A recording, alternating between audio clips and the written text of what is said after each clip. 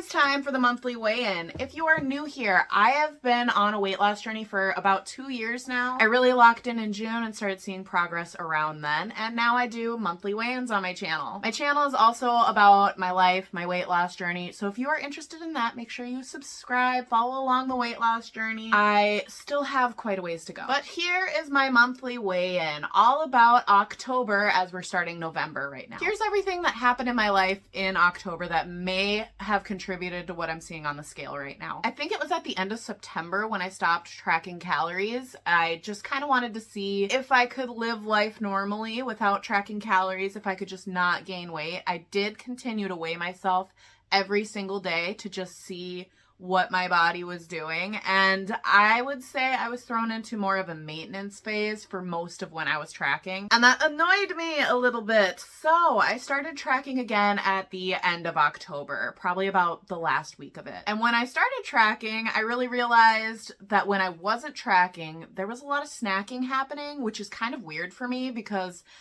I'm not a huge snacker. I love sweets, but that's about it. Like, I could take or leave chips. Popcorn is kind of my weakness. I wasn't tracking, so I can't remember how much popcorn I was eating. I don't remember it, but I do know we use our popcorn machine. I added oil to the popcorn machine. I feel like a contributing factor to me not really gaining weight, but not really losing weight either, was the oil in my popcorn. Another thing I realized as soon as I started tracking my calories again was that I was very much so not getting enough protein in. And I think what happened was because I knew that I was snacking so much throughout the day, I would make my main meals much smaller, and that was where I was getting a lot of my protein in before. So the snacking thing really just threw me off because I was overcompensating basically. And of course there was Halloween weekend. I am just getting done with Halloween weekend. We are back to normal starting today. Halloween weekend was something.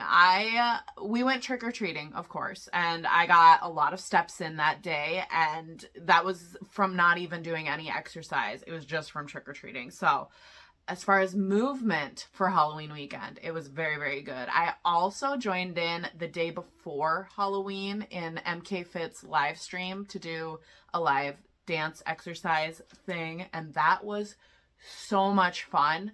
I hope she does more of them for her YouTube audience. I am considering subscribing to her Patreon because she says that she does lives like that fairly often, maybe like once a month. I don't know how often she said, but she said that she does it more often on Patreon. So I'm considering subscribing because it was so fun. I'll have to check out the prices on that. It takes a lot for me to make a subscription to literally anything. I'm not going to babble and explain my cheapness when it comes to subscribing, but just know if I am paying for something, it's because it's very much worth it in my life. I'll use it more often than not throughout my life.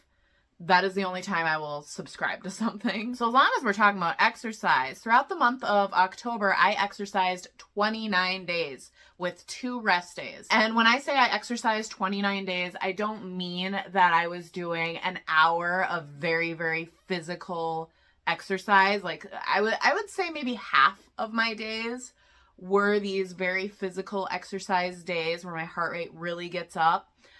And then half of them were a little bit more relaxed workouts, like more quick weight training workouts, or just walking on my treadmill, or if my Fitbit just auto tracked me doing something, like I was sweeping outside for about an hour because there were so many pine needles and it tracked it as a sport, so I just kind of kept it, you know? So it's not that I was exercising all of these days, really. It was more I got movement in all of these days. On average, though, I was exercising, getting movement in, whatever you want to call it, about an hour a day. I would love to get some advice from people that are smarter than me on your thoughts on rest days. Active rest days versus full-on couch potato rest days. How often do I do these? Because it's hard for me to get in a full-on potato day, but if that is what I need to make progress, I'm going to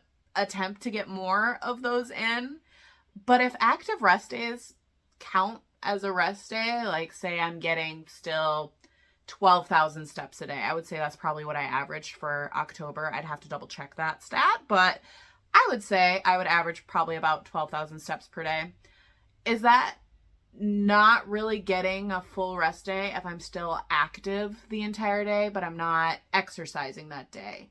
If that makes any sense. Let me know your thoughts on that below. Okay, let's talk about the weigh-in now. I started on October 1st at 180.8 pounds, and on November 1st, I am at 177.6. That's a weight loss of about 3 pounds for the full month. My weight loss has slowed down so much. I think these past couple of weigh-ins that I've posted, I've only lost a couple pounds in the full month, and I feel like a lot of that weight loss happens at the end of the month, when I'm like, oh, I haven't lost any weight for my weigh-in. I should probably lock in this last week. So I think my issue is I need to be better the full month. I'm doing pretty good at maintaining. At least there's that. There's not too often that I'm really gaining. I will say the scale is starting to become my enemy. I, since June, have been weigh myself every single day so I can understand what's working, what's not working, what might contribute to me gaining a little bit more weight overnight. A lot of times it's just like salt intake will make me gain like a pound or two overnight, and understanding different parts of my cycle, what my weight does throughout that has been very helpful for educating me on why my weight might be showing what it is. But the scale has been annoying me lately, so I think I might be switching to checking in on my weight weekly. I'm not sure how I feel about that, because there are random days throughout my week where I will weigh up to 5 pounds more than at the beginning of the week, but then it just completely drops down the next day. So I don't want to accidentally weigh myself on like a gain day and then feel super discouraged from that. So I don't know. Me and the scale, we're fighting, and we haven't quite figured it out yet. We'll see what I end up doing. I might just test out next month weighing myself weekly to see how I feel about it. And then in December, make a decision on what we're going to do there, because December is the big month, because I'm going to have my last weigh-in of the year in December. I'm going to see how much weight I lost in the full year. December is kind of scaring me for that. Now that I've babbled about the scale, let's look at my progress pictures. I take a progress picture every single month so I can see physically what I look like, because sometimes the scale shows something and a picture will show something completely different. So here is my picture from last month, and here is my picture from this month, and let's look at them together. I feel like I'm seeing some minimal changes, but I also feel like maybe I'm stepped a little farther away from the camera. So I'm not sure if I'm seeing much difference, but the scale isn't showing too much of a difference in general, so it's fine. I'm not too upset about it. I made my peace with it. I think what's really helping me right now is that I'm motivated to make November so much better, because I'm back to tracking. I feel like that's going to help out quite a bit. Exercise is going great.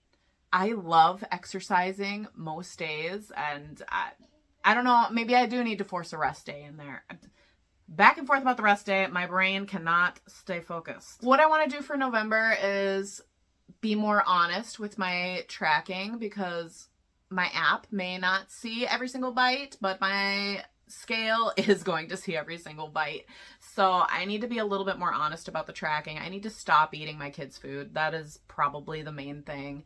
They don't finish their plate, and then a lot of things that they don't eat on their plate are things that they will not eat on their plate, but I want to introduce them to a variety of foods. So I keep reintroducing things often, even though they won't eat them, but I don't want to force them to eat them.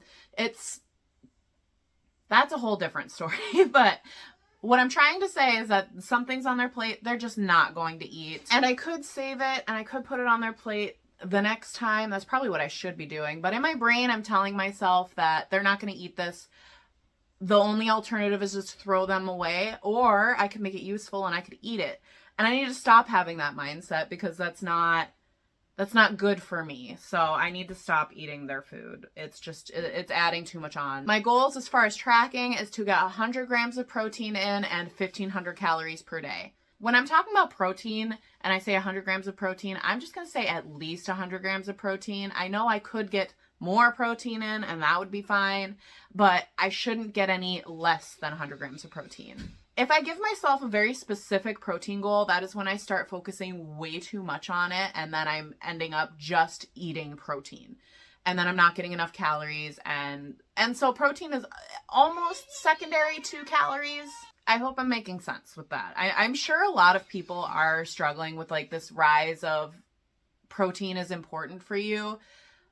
I know there are a lot of people that are probably struggling with that because yes, protein is very important, but it isn't the only thing that's important. And I feel like we need to start pushing that a little bit more. As for exercise, I'm going to continue exercising often. This isn't very difficult for me because I've been enjoying my exercising. I don't know if I need to start prioritizing rest days a little bit more. Again, give me your feedback on that. But my goal is to exercise at least 5 days a week, maybe one active rest day and one complete couch potato day. Let me know your thoughts on that. And my weight goal, which I hesitate to even make a weight goal, is going to be 175 by December 1st. And I'm going to really go out on a limb and give myself the goal of 170 by the new year. I wanted 170 by October. Obviously, that did not happen. But I want it to happen within this year because 170 was my big goal. And the last thing I want to talk about is the boot camp challenge that I came up with at the beginning of the month. I attempted to do it. I really did. And some things I did really well with, like the exercise goals. And that's because I was already doing a lot of those goals. The things that I didn't do as well on are like the no phone. The no phone one, I completely failed. I did it one time the entire month. No phone after 8 p.m. One time. My excuse that I came up with about mid-month was that after 8 p.m. is when my kids are sound asleep. I finally have my time to myself. I'm going to just sit and scroll. I'm going to sit on YouTube on my phone and watch it. I don't think I'll ever make a goal in the future for no phone after this amount of time. I might do more read every single night because that'll get me off of my phone, but it won't give me a limitation to my phone, if that makes sense. Or maybe no phone in the mornings could be a good one because then I'm not sitting scrolling on my phone. I can get straight into tidying up for the day, making breakfast, getting my workout in, stuff like that I might do in the future, but no more no phone after 8 p.m. because that is the time that I'm on my phone. As far as the bonuses, I completely forgot about them after the first week. So the first week's bonus was to get outside for 15 minutes per day. I get outside pretty often, so I didn't even really have to think about the bonuses that week. And then I just forgot to check what the new bonus was every single week. Maybe I should make just a bonus for the full month. That might be better because my brain just could not go back and just double check. Oh, what was it again? What was it again? I don't know. I have a forgetful brain, as you can probably tell throughout my videos, honestly. So out of 155 total regular points, so these are not the bonuses, 155 is the most that I could have gotten. I got 122, and I added in the bonuses to that. So there's 7 bonus points that I put in, and that's how I got 122. Was it great? No. Could I have done a lot better? Definitely, if I had put more focus on it. Like, I thought about the boot camp challenge pretty often, but I didn't strive for the boot camp challenge as often as I should. I'll do another challenge someday. I'll probably make another one because it was fun to just sit and draw up the graphic and come up with all of the different challenges. But I think I need to make it more simple. There were almost too many goals, and my brain was unable to focus on that many goals every single day. I think I might need to work my way up to thinking that often. So let me know if you ended up doing the boot camp challenge, even if it was for only one day. Let me know your thoughts. Let me know what I can do for my next challenge. I'm thinking of making one for December. But thank you for joining me today. Make sure you subscribe for my weight loss journey, and I will see you next time. Bye!